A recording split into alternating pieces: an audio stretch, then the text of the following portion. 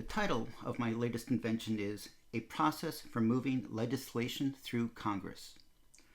When our founding fathers created the legislative steps for creating and passing new laws in Congress, they were limited by the communications technology of the day. This invention uses modern technology to augment the original process with traceable public oversight and control. In the beginning there was agony. Under the empires of old, the strong did what they willed, and the weak suffered what they must. But over the centuries, people built the strength of civilization, constitutions to restrain power, international alliances to promote peace, legal systems to peacefully settle disputes, scientific institutions to cure disease, news outlets to advance public understanding, charitable organizations to ease suffering, businesses to build wealth and spread prosperity, and universities to preserve, transmit, and advance the glories of our way of life. These institutions make our lives sweet, loving, and creative, rather than nasty, brutish, and short. Civilization is about learning, compassion, scientific wonder, the pursuit of justice. I view myself as being a citizen against tyranny. I'm Phil Turek, and I approve of this message. All right, this is Season 3, Episode 5 of Martians on Earth. I have new lighting, new audio, life is good, and I'm going to talk you through my PowerPoints, but this time you see me, and my PowerPoints are going to be spliced in afterwards, I guess. All right, so, that was a big lead-in, right? And I want to remind you to start off with that voting is a sacred event here in the United States, that it's not all that different from taking marriage vows. You research it, you speak your political voice, it's heard and respected, and you are guiding the nation when you do that. You are controlling who runs our government and how much they're being accountable. So it's the most powerful non-violent tool that we have. And it's a high form of civic participation. When I first turned 18, I was able to vote in the election that led to Jimmy Carter becoming president. And at the time, it made perfectly good sense that he was what was needed for our country at that time, coming on the heels of Watergate and all. All right, so... And I see I put down the note that it's an affirmation of the sacred worth of all human beings. This is what you get from AI on Google if you ask it, voting is sacred. What does it say? All right, next. An organization that I've harped on for a long time called the Nationhood Lab has done some research.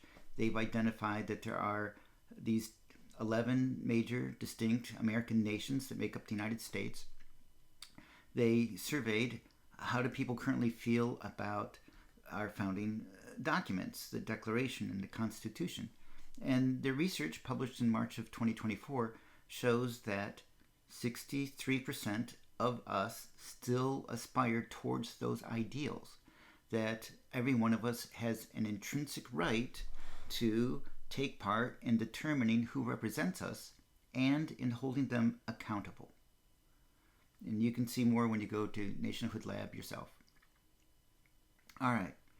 That was all well and good, but in 1812, the gerrymander was invented, named after Governor Gerry of Massachusetts. And here's the artwork that shows it as this monster. So you were supposed to have learned about this in your high school courses. And here's just a brief reminder with the help of Wikipedia. So imagine that you have a population and it has, let's say, two main political parties. And there's the yellow party and there's the blue party. Okay? And what's shown on the left in this diagram is that 60% of the total population is one, and therefore 40% of the population is the other. Now, depending on how you draw the map for a congressional district, and the district determines who's going to represent that subset of the population. Okay, so that's what that's all about. You draw a map, and if you draw it, if you draw it horizontally, then you're going to have 2 yellows for every 3 blues, and that means blue wins every single time. 4 yellows for every 6 blues, and yellow has 0 representation in Congress in this case. And then the second drawing on the right, if you follow the little outline, you'll see that, now we can have it so that yellow actually wins the majority of the representation. Even though they're the minority, they're only 40% of the population, they have the political clout of 60% of the population. Okay, so that's what gerrymandering does. It's not a good thing. Here's 2 more examples from Wikipedia that says, if you did it this way, everyone in the district is like this, they're all the same color, they're all good to go. You get the representation that matches the 60%, 40%. But that's not the only way to go. And so there's one more example off on the right that shows another way of cutting up the map so that you still have equal representation, even though not everyone in one district is all the same political color. Okay, so that's gerrymandering. It's a bad thing. In fact, here's just 3 more examples. So the population is not in simple little horizontal or vertical rows anymore, but now you're spread around the way that we really are. And how do you divvy up the district? Well, here's 3 situations, A, B, or C. Notice that you get a different amount of representation between doing it the way it is in A compared to the way it is in B compared to the way it is in C. So drawing congressional maps turns out to be an essential long-term strategy for maintaining equal representation in Congress. I don't know how much you follow politics or current events. Politics, current events include the governor of Texas gleefully embracing extra gerrymandering right now. And the estimated effect is that that's wiped out the political voices of 5 million Texans, registered voters. And in the process, the new maps will give his party 5 additional seats of representation in the U.S. House of Representatives. In response, California is agonizing over Proposition 50, or Ballot 50, to redraw our maps to give the other political party 5 additional seats in the House of Representatives. And in the process, wiping out 6 million political voices. Now, I have an image here of mutually assured destruction with a nuclear bomb. The very first nuclear bomb that was dropped in Japan wiped out an estimated 140,000 people. What Governor Abbott did in Texas is equivalent to dropping about 36 nuclear bombs on the state of Texas. And unlike physically destroying everything, it only basically snuffs out your political voice, and you're still expected to pay your taxes, even though you no longer have representation. That's what a gerrymander nuke does. I refer to them as nukes. And so the state of California, we're in a dilemma. Do we just let totalitarian take over, or do we gerrymander our own, which is equivalent to dropping 43 gerrymander nukes on registered voters in the state of California? I used to be an inventor. In fact, I just found this while I was cleaning up my office. So there you can see patent number 4,712,306. includes my name on it. That was really more of a courtesy of the real inventors. But okay, so I want a third option. I decided to invent a new process for pushing legislation through Congress. The Constitution of the United States spells out the established process for initiating, debating, and enacting laws utilizing the two houses of Congress. There is the House of Representatives and the Senate. Unforeseen by our founding fathers, the rise of powerful political parties enabled the invention of the gerrymander, first deployed in 1812. By drawing congressional maps to favor one political party over any other party, it has the effect of concentrating unchecked power in the hands of a very few elites in the dominant political party, contrary to the founding fathers' intent to create a maintainable system of checks and balances on political power. The gerrymander process effectively renders large swaths of registered voters without fair representation in Congress, while simultaneously expecting those same voters to continue paying their federal taxes. I have a new and useful process that I'm presenting in this video, designed to leverage the advantages of modern communications technology coupled with existing political power solely reserved to we the people by the Constitution to shepherd a bill through a deeply politically polarized and paralyzed Congress. All right, so it's going to involve you after you watch this video. But your role is actually a very small one. But there are some steps. You might want to take them down because I don't really have anything that's like spelled out for you. I'm just going to verbally communicate to you. Here we go. Step 1. You need to be a registered voter, a U.S. citizen. Go to congress.gov and type in your address and pull up who are your representatives in Congress. So I'm going to use myself as an example. I'm Phil Turek. I live in Huntington Beach, California, and my representatives are Representative Dave Vinn, and then I have Senator Padilla and Schiff. Okay.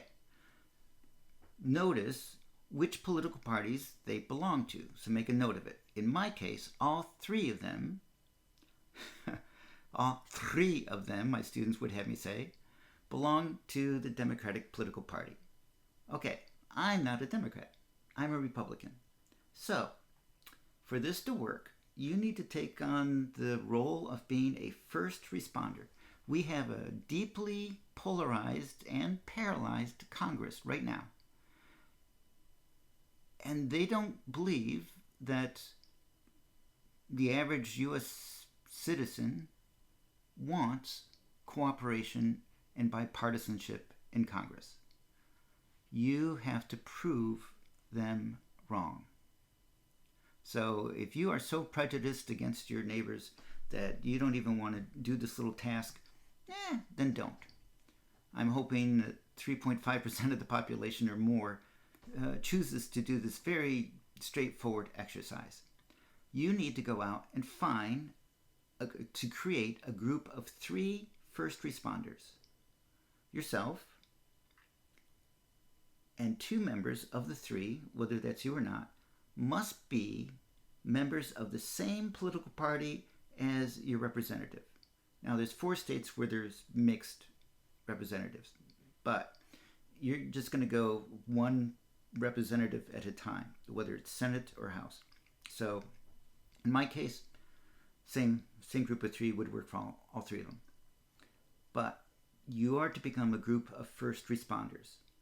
And your mission is to first educate yourself just a little bit.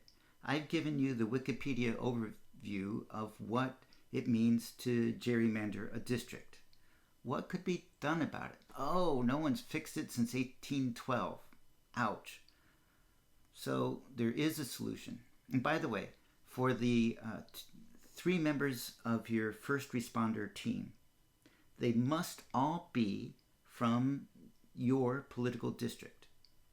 You can't have your friend who's, 2 towns over involved with this if they're across the boundary to the next existing congressional district.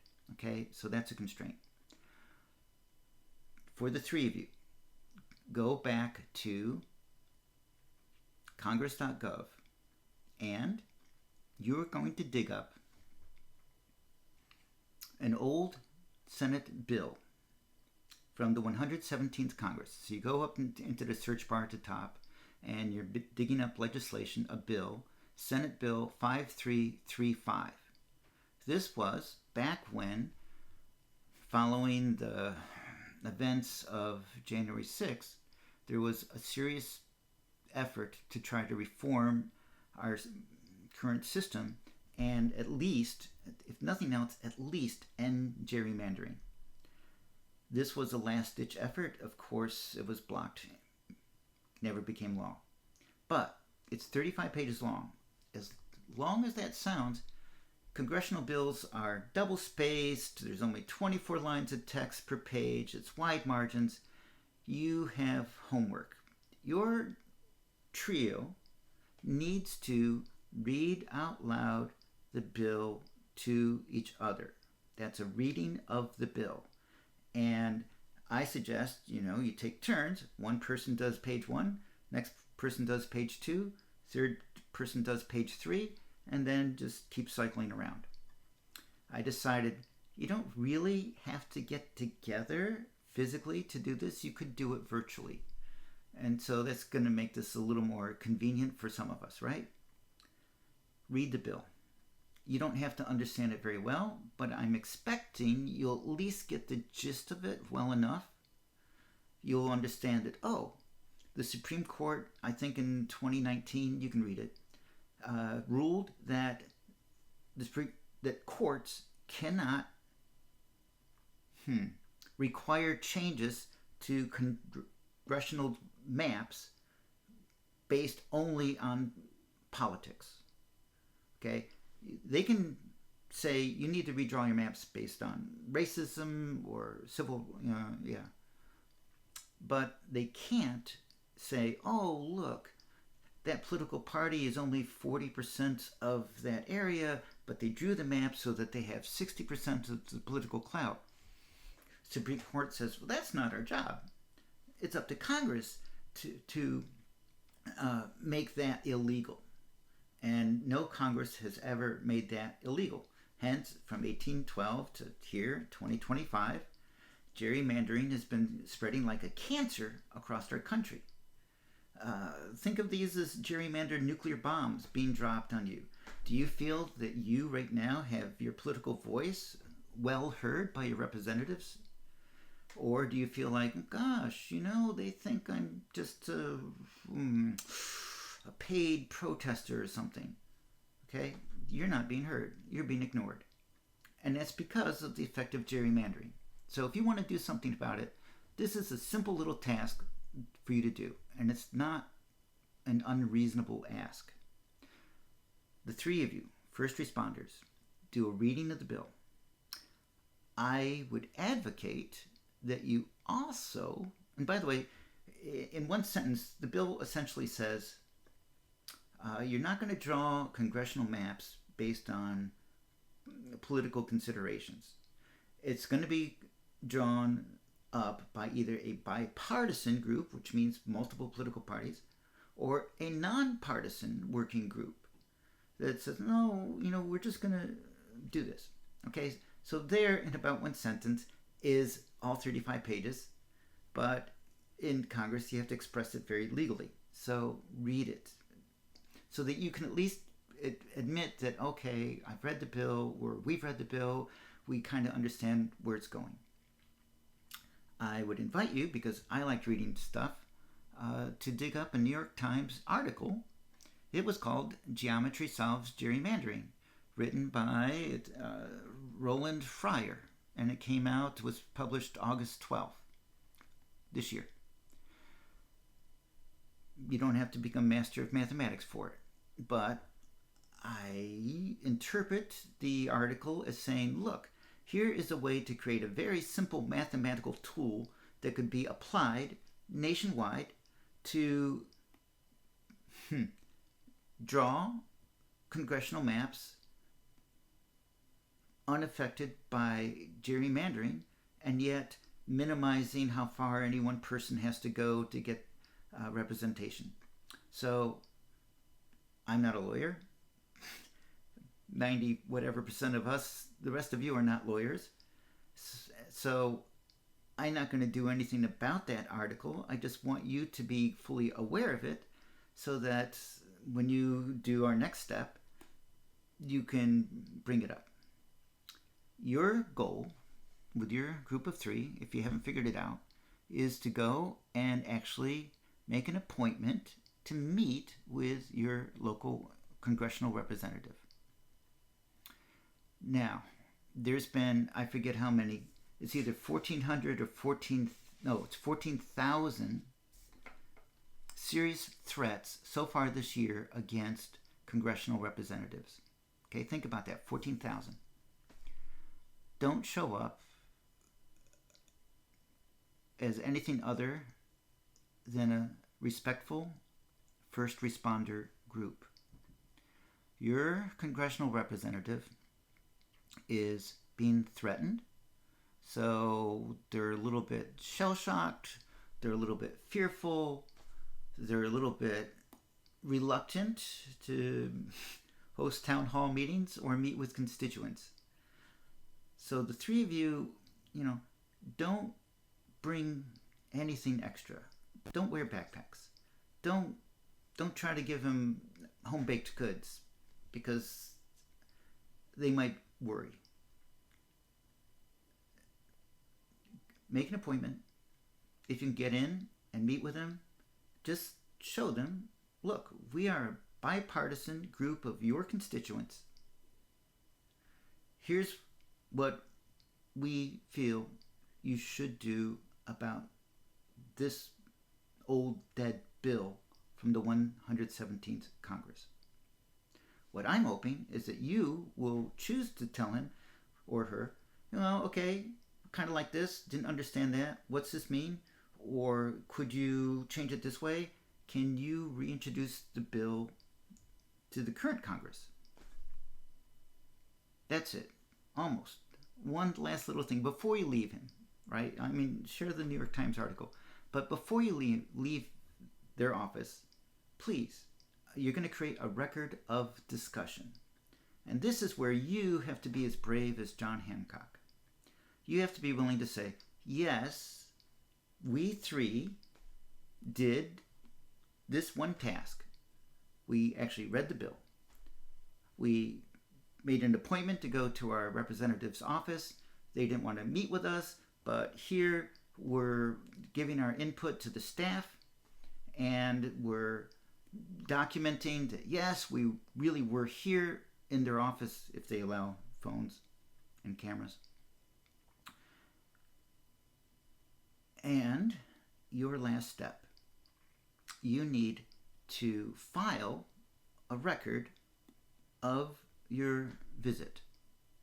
It'd be super ideal if your representative actually met with you and listened to you and embraced this whole idea of finally ending gerrymandering, which is destroying our nation right now. The government may shut down on September 30th and not start back up. So this is something that's kind of timely for you to think about seriously doing. You are going to submit your record of discussion to the send an email off to the Democrat National Headquarters, the Republican National Headquarters, and to the reporter I most trust, David Muir of ABC News. Send him a little video clip. Hi, David. we did it. We submitted our little appraisal showing that we are bipartisan participants in our government. Okay? Do that. And then you're done. That's step 1 for you guys. Now, there's another little group that needs to just manage the data. And what I have in mind, because I studied artificial intelligence at UCI once. So here's how someone needs to do it. I'm not going to do it. But where the data is flowing in, ABC News, the two main political parties, headquarters, someone there needs to create a publicly accessible database.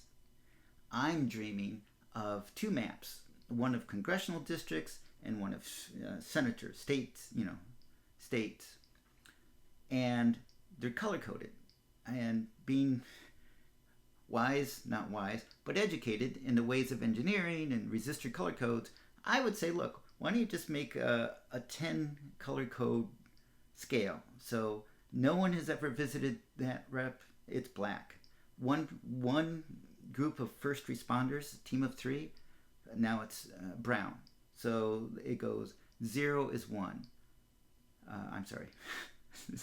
Don't ever quote me on that. 0 is black. 1 is brown. And it goes black, brown, red, orange, yellow, green, blue, violet, gray, white. And once it gets to white, that means there's been 9 or more first responder teams visiting that one congressional district. That would be great, because we need to see a map to encourage us that we're not alone taking this step. Okay? So color-coded map, and that way you're kind of validating. You're going to check with the office staff and says, yes, there was this group, they showed up. Okay? Now, that will help. Okay? So a map. Next, because, by itself, that's not going to make things happen. There are some problems. So I know that the U.S. military always try to teach their soldiers how to be as independent in completing their missions as possible. So, U.S. soldiers learned how to read a map, learned how to communicate, learned how to do all this other stuff that soldiers in other countries apparently didn't learn as much emphasis. So I'm putting into this one long video all the contingencies that you need to be aware of, and what tier 2 is and what tier 3 is. So your little bit was tier 1. You submit your record of discussion. And by the way, please practice gracious professionalism. If you don't know what that is, go find a first robotics competition team, anyone in the United States. I'm mentoring a little bit a first tech challenge team out here in California, and ask them what the heck is gracious professionalism. In this year's kickoff event, one of the speakers announcing the game invented a new word. I think he called it coepetition. And he was trying to blend together, well, it's a blending of cooperation and competition at the same time. Gracious professionalism is the ethos that says we want everyone to excel to the best of their ability. Sometimes we're going to compete with them. Sometimes we're going to cooperate with them. Depends on what's going on. And that's it in one sentence. Okay? So right now, our nation is actually under an information attack. Kid you not, there are nations that would be happy to see us hurt ourselves.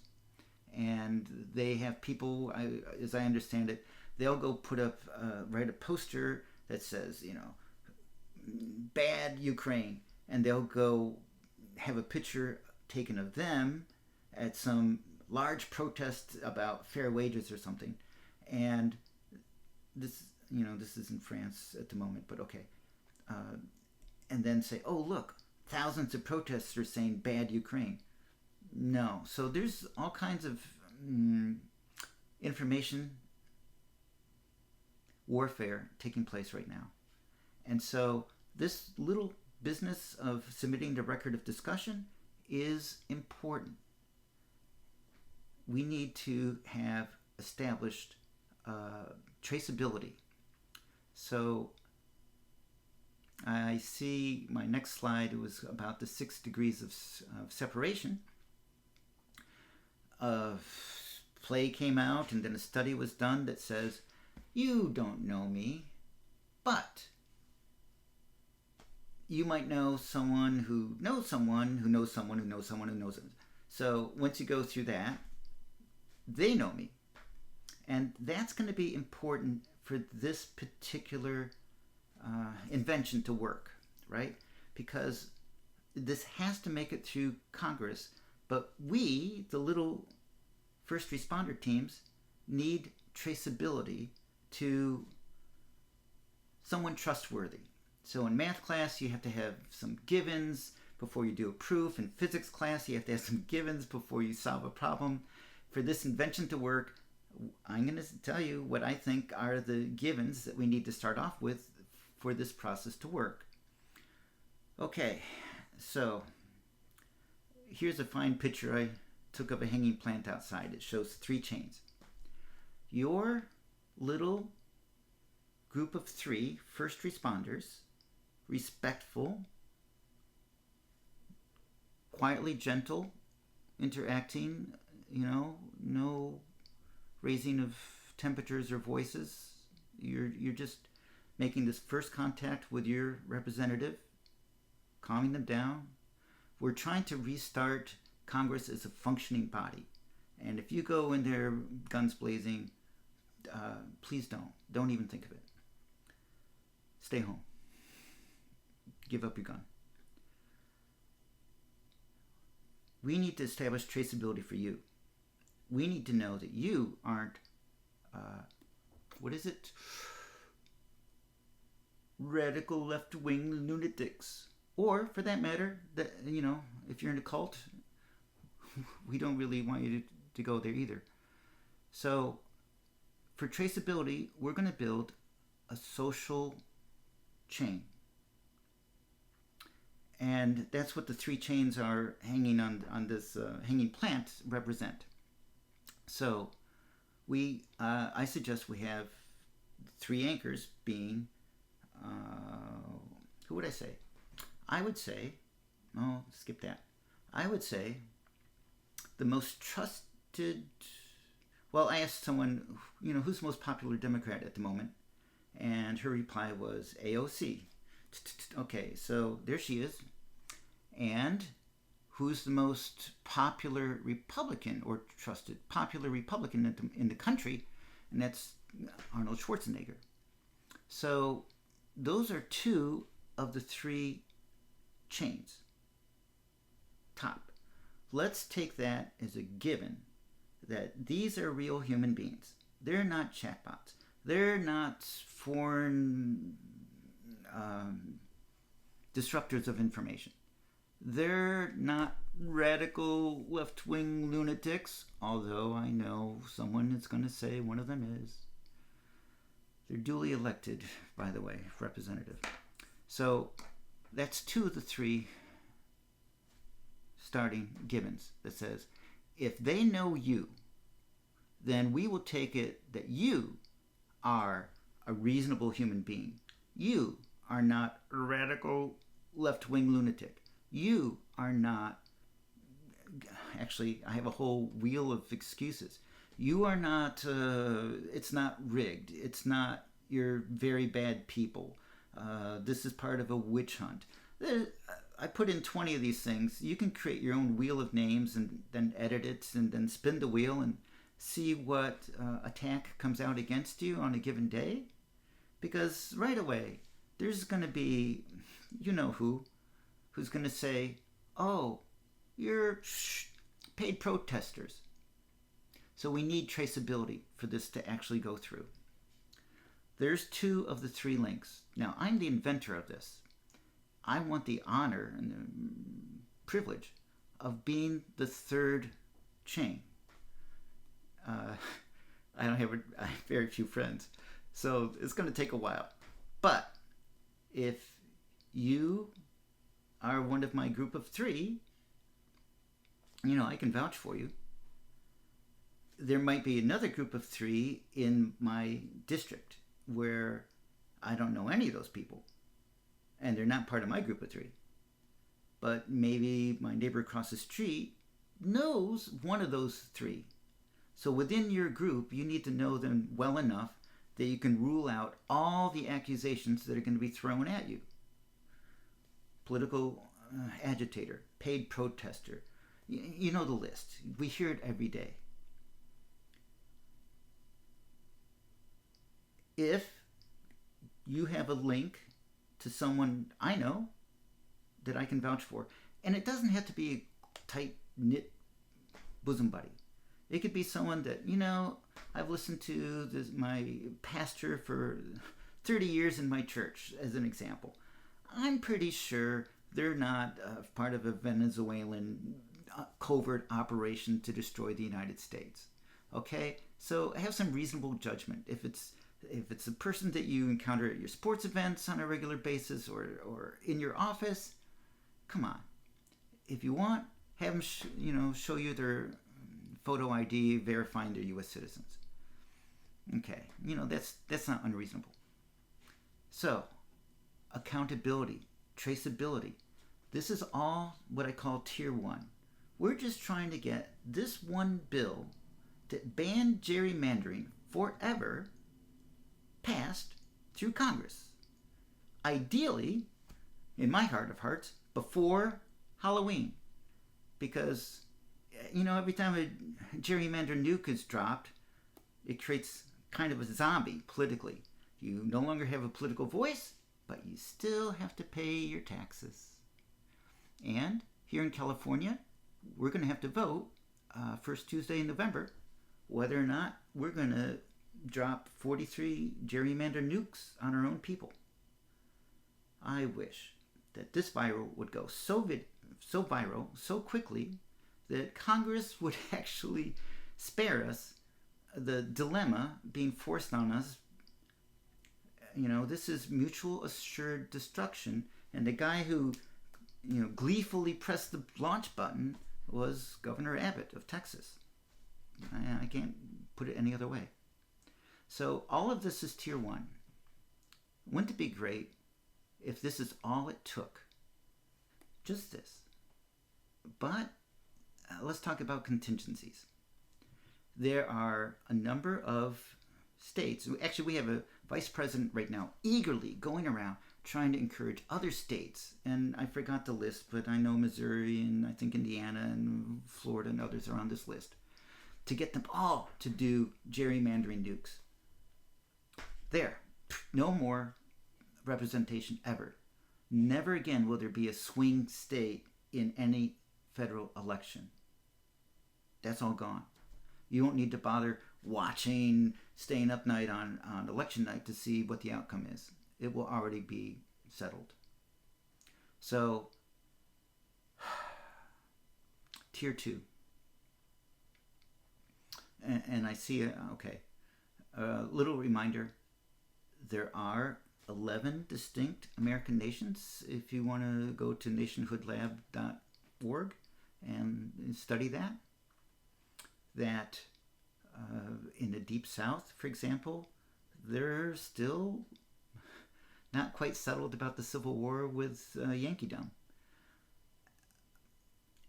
And that creates a small political hurdle for us to overcome. It goes like this.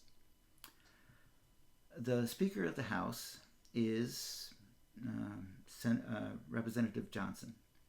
And his little congressional district is out in rural Louisiana.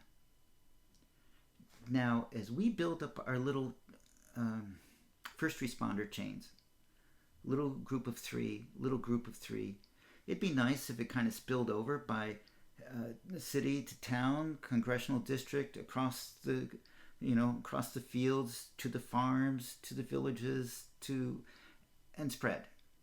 It will take a long time to spread to his congressional district in Louisiana. I'm hoping maybe there's an FTC team down there, First Tech Challenge, that will at least start educating the local population about gracious professionalism. But let's presume that the Speaker of the House is dead set against pushing this bill through Congress. And yet, the status board shows, oh look, we're starting to build up a decent number of congressional representatives who've been exposed to this one little simple bill, and they might be inclined to support it if we give them just enough encouragement. Okay? And so now the obstacle is Speaker Johnson. This is where we have to go to basically Tier 2. And Tier 2 is we no longer just have our little first responders going in. But please, this is attempting to be historic in the sense that it's an extreme makeover political edition for 2025. And, like John Hancock, you should want to do a Tier 1 activity. You should want to actually meet your congressman and tell them that we are a bipartisan little group of 3 here, and we support banning gerrymandering forever in the U.S. Okay? That's Tier 1. You guys just don't stop. Just keep going till the bill is done. Tier 2 is go to a town hall meeting. Now, you know that at town hall meetings, the accusation is made that you are a paid political protester. This is why traceability is important. If it is socially traceable to either me or AOC or Arnold Schwarzenegger, that someone who knows someone who knows someone who knows someone, each link verifies that you're not a paid protester, you're not a radical, you do belong in this congressional district. All the excuses, there's 20 of them, all those excuses you can disprove. You are U.S. citizens, you're not illegal aliens, ... Okay, then no one is going to be able to say, when you stand up and identify yourself, I'm part of the chain. At a town hall, you can prove that you're part of the chain. And if your representative refuses to hold a town hall, okay, that's where Tier 2 is. You go on the street corners. I've gone to 8 of them so far. And you do a rally for democracy. And in this case, the emphasis is on let's pass this one bill, end gerrymandering. That's all we're focusing on. Okay, for now. Which does remind me, okay, you guys who are Tier 1, when you finish up your office visit with your rep, why don't you linger there for a moment and just daydream about what other reforms you wish they would take on. I know high on the list of priorities for we American citizens is to get rid of dark money and get rid of foreign money coming in to finance our own elections. But it turns out that our president would have to appoint a 4th member to the Federal Election Commission in order to enact any sort of reform. And once you know it, the 4th and 5th members are no longer on the board from when he came into office. So I'm pretty sure he's not inclined to cut off the flow of dark money. And so that's a reform that would take more political pressure than we will likely be able to bring to bear at this time. But you should go to fairvote.org and, look at different ways. This gerrymandering bill is only the first step in extreme makeover. And so related to it is maybe we can get to doing a primary system like we have here in California, where the top 2 vote getters advance to the general election instead of here's one primary for this political party, here's one primary for that political party, because under that system, it's extremists who get the support of a base of just their political party. And that's why Congress is the way it is today. All right? So there's more reforms to be done. Ending gerrymandering is not a silver bullet. This is putting up the construction fence made out of these chains around our extreme makeover renovation of our government in celebration of the 250th anniversary of the founding, of our country. So, for Speaker Johnson, we do need at Tier 2, combined with Tier 1, to bring enough public political pressure to bear that it's the members of Congress themselves that will ask Speaker Johnson, are you the Speaker of the President or are you the Speaker of the House of Representatives? He's going to have to choose. If he's not going to advance legislation that 80% probably of the electorate really, really wants enacted, if he's going to stonewall it, maybe it's time for the members of Congress to select someone who will advance this legislation. That's Tier 2. And then Tier 3. Tier 3.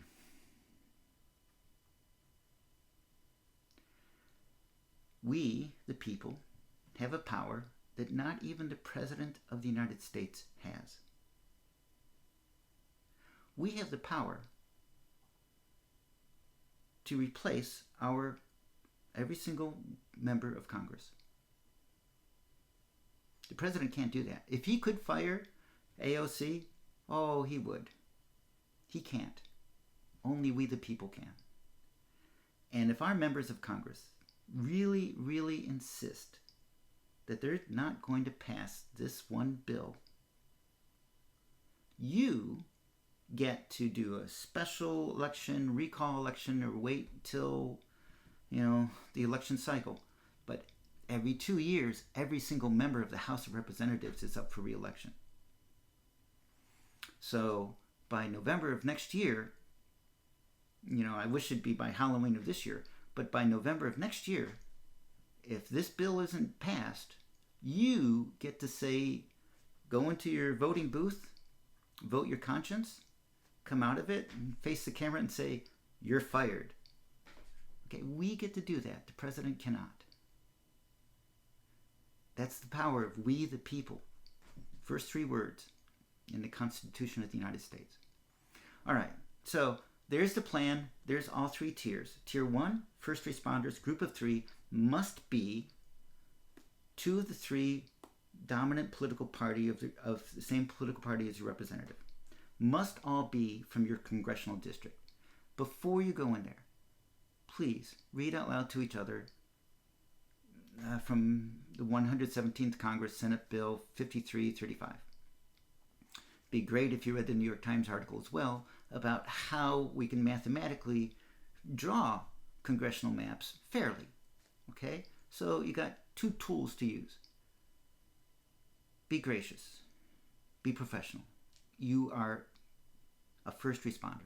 Tier 2, at a town hall or on a street corner, we need traceability that says you're none of the 20 excuses that are going to be thrown at you claiming, oh, we get to ignore you because you're, the mastermind, Sleepy Joe Biden. Yeah, he's behind all this. Right, that's going to be one of the excuses. No. Or blame Mike Pence. Okay, how's that for an excuse? All right. I do have a few closing comments that I want to put in here so that we're kind of all squared away. I myself have decided to run for Congress. And the reason is because I have my Mars project I want to work on. I view the planet Mars as being a useful tool for making social changes, improvements. If not in our own country, then at least let's envision what we really want to be the cultural values of a civilization on Mars, and then see if we can, kind of work back from that. So, because that project has not really gotten off the ground, I was thinking of running for Congress so that I could advocate for my project. There's nothing wrong with my representative I've never met him. I don't really follow him. This is the way government's supposed to work, right? They just do their thing, and we don't have to watch all the horrors unfolding every night on national news. I can tell you that my representative is not a convicted felon, and my representative has not been accused of assaulting anyone sexually. And there's a long list of things I can tell you about my congressional representative. He's fine. I just thought I would try to run for Congress to advocate my own project. But I will tell you this. Unless gerrymandering is eliminated, I'm not going to run for Congress. There's no point. What would be the logic of being a member of a group that can't do anything? I mean, you guys who are Congress reps, you can go spend all the millions you want to have the prestige of being a member of Congress, but you won't actually be uniting communities, and you won't be moving our nation toward our shared ideals. Okay, so a couple things just more to share about me. Yesterday I came across a speech written by my Uncle Henry, Leo's brother, Uncle Henry. He gave this at Flag Day at the Elks Lodge in Auburn in 1969. He wrote, or in his speech he said, "In our prosperity, we have somehow developed the satanic logic that excess accumulation of wealth and esteem for the material goods of the world vitiates the need for religious piety." Okay, like me, you probably have to Google and see what vitiates means. So kind of replaces instead of, says, oh, if I'm rich, I don't need to be religiously pious anymore. So we're done as far as what the three tiers are and what needs to be done to make this all happen. So what I'm going to do now is put in a couple extra, I know I shouldn't, but I'm going to put in stuff for basically people who might possibly be in a cult. Let's take care of you guys first. Okay. So, way back on the day I got married, April 30th, 2011. Whoa, what's this? What's going on? Okay, April 30th, 2011, I got married. Yes, but at the same time, then President Obama did a White House Correspondents' Dinner where he made fun of our current now leader. And you could kind of, a lot of people, I concur with the general impression that the whole reason our current president decided to become president is as a result of that evening, or at least it was a strong motivation. Okay, so we have Executive Order 14160, protecting the meaning and value of American citizenship. I'm sure you don't remember this far back, but there was a whole campaign where our current leader was trying to, he spent money, he sent people allegedly trying to prove that then President Obama was not a natural-born U.S. citizen. And now that, that guy's in office, our current leader, I can't help but get the impression that he's trying to retroactively still make it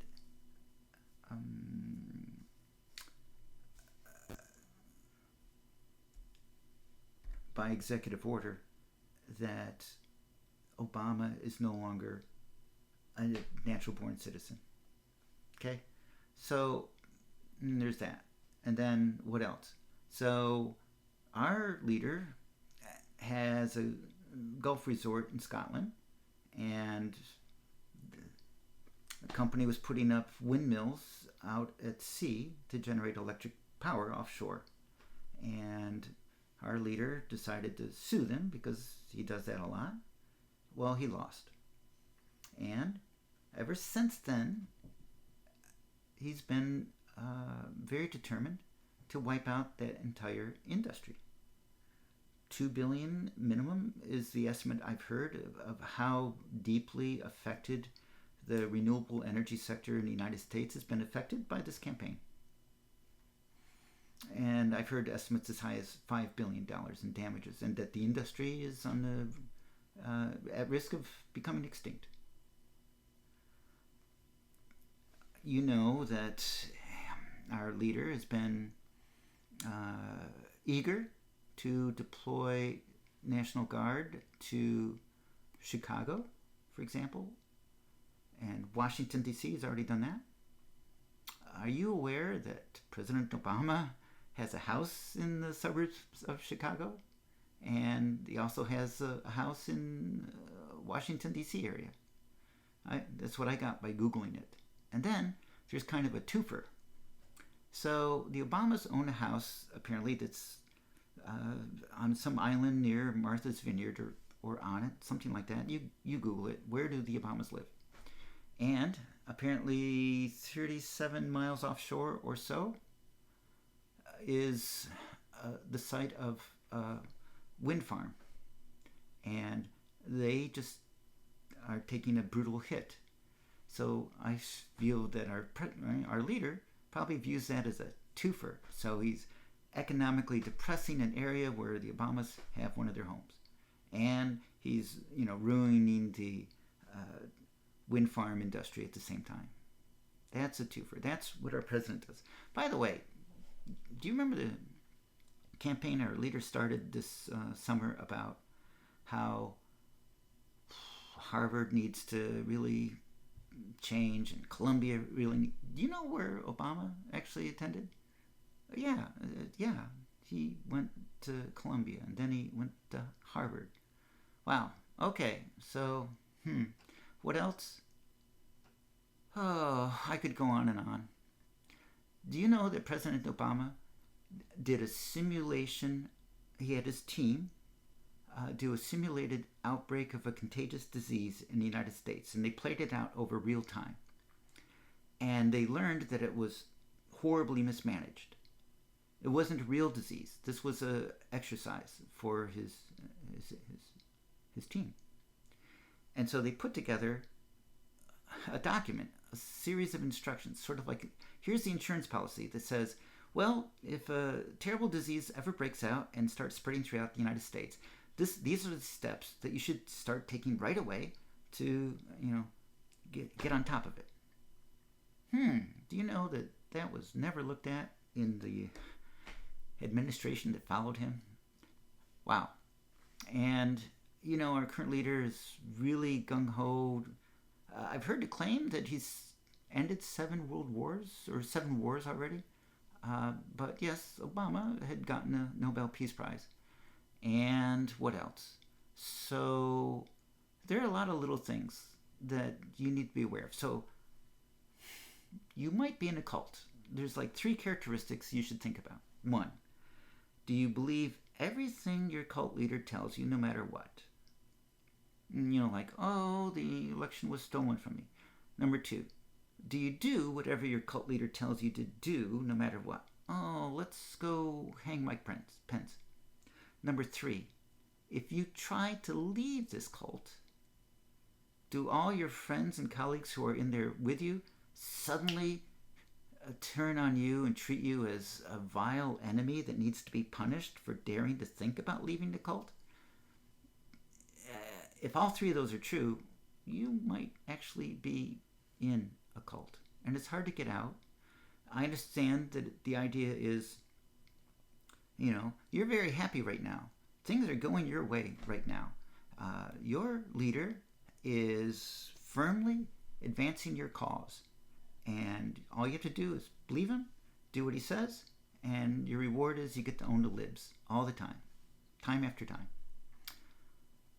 For those of us who are not in a cult, this is not how we see it, okay?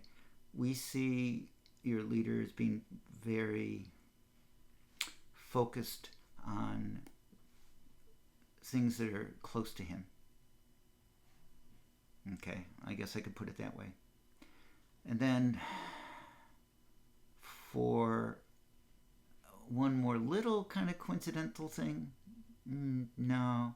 Steve Bannon says there's no coincidences, so I'll leave that one off. But I will say, last message is here for Fox News. I've not liked you, Fox News, for good reason, from my point of view. When I went into teaching over 30 years ago, very early, I am a science teacher, a student piped up and asked, so is it true that the moon landing was a hoax? And I wondered where they got that from. Well, they got that from the Moon Hoax Conspiracy episode that you guys put out, where you didn't really demonstrate any form of investigative journalism.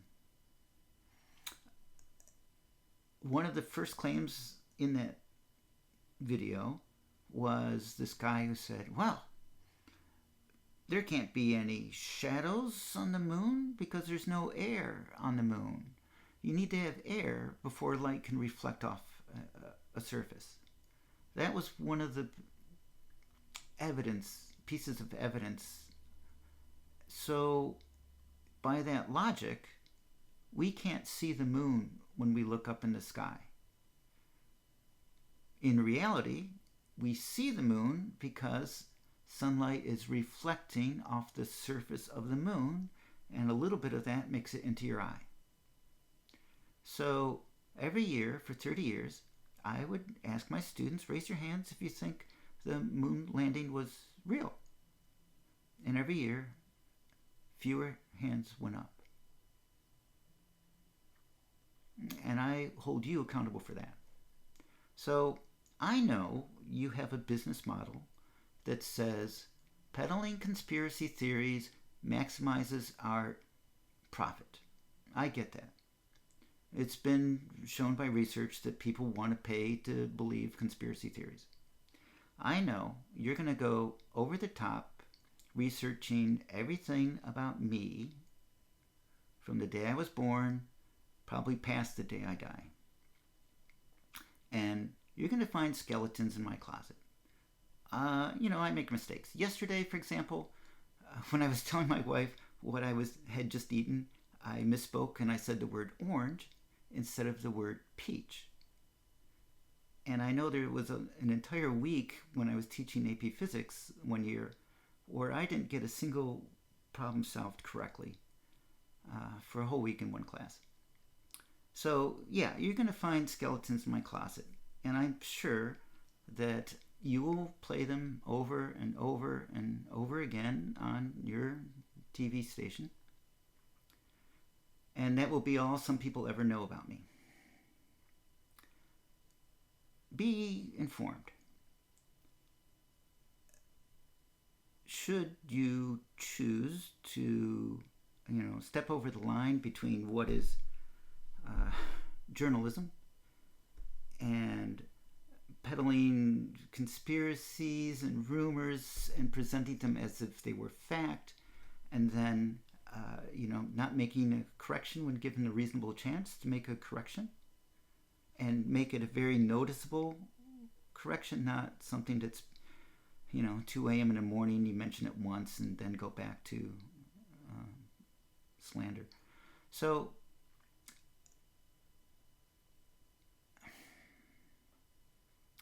do due diligence as investigative journalists. You are kind of on the hook right now already. For years, your talking heads, your commentators have been bashing Democrats, the government if it's not Republican, and saying, oh, here's what you're doing wrong. Oh man, you shouldn't be doing it that way at all. And now the President of the United States has appointed some of those very same commentators to powerful positions in the federal government. So they've been talking the talk for years. Now we can see how well they actually walk the walk. That's on you, Fox News. Should you cross the line and, present rumors and conspiracy theories as facts, my understanding is the standard settlement fee for a defamation case against you is $787.5 million US dollars. And if you think I'm such a nice guy that I wouldn't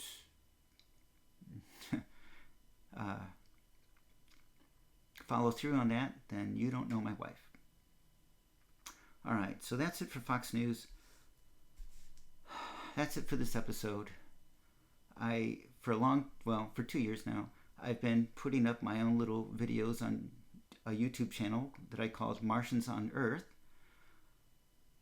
It's very obscure. If you do a Google search for my name, I don't think it'll come up first. But if you do find it, this video is upgraded in quality. I finally got my wife to use some of her professional equipment for lighting, and tomorrow a better microphone is supposed to arrive, but this one is a new one as well. So I'm Phil Turek, and I approve of this message.